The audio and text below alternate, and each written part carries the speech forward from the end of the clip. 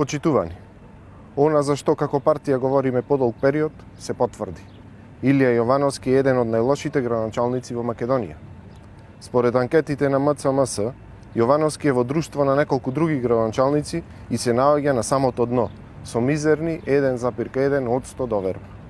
Ништо чудно.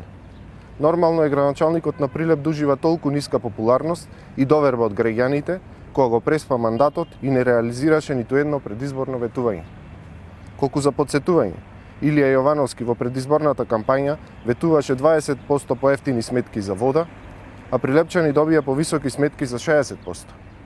Каде е долго најавуваната гасификација од предизборната кампања? Ја нема. Нема ништо ниту од спортско-рекреативниот центар со затворен базен во Сала Македонија.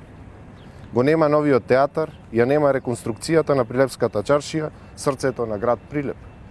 Но затоа, благодарение на неспособноста на локалната власт и генералната лоша економска политика, има преку 50 затворени дујчани и луѓе избркани на улица.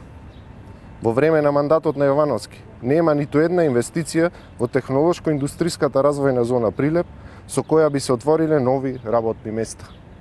За огромно разочарување, во 2021 година се забележани скоро 9000 активни баратели на работа, црн рекорд која потврдува негрижата и катастрофалните економски политики. Јовановски не донесе ниту чист воздух како што ветуваше, ниту пак фудбалскиот клуб Победа го направи европски.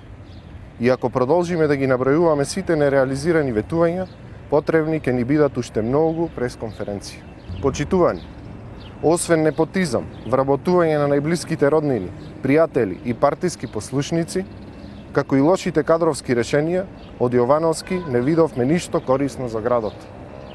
Токму затоа, оваа локална власт на СДСМ, на чело со Јовановски, ќе биде запаметена како најлоша што Прилеп некогаш ја имал.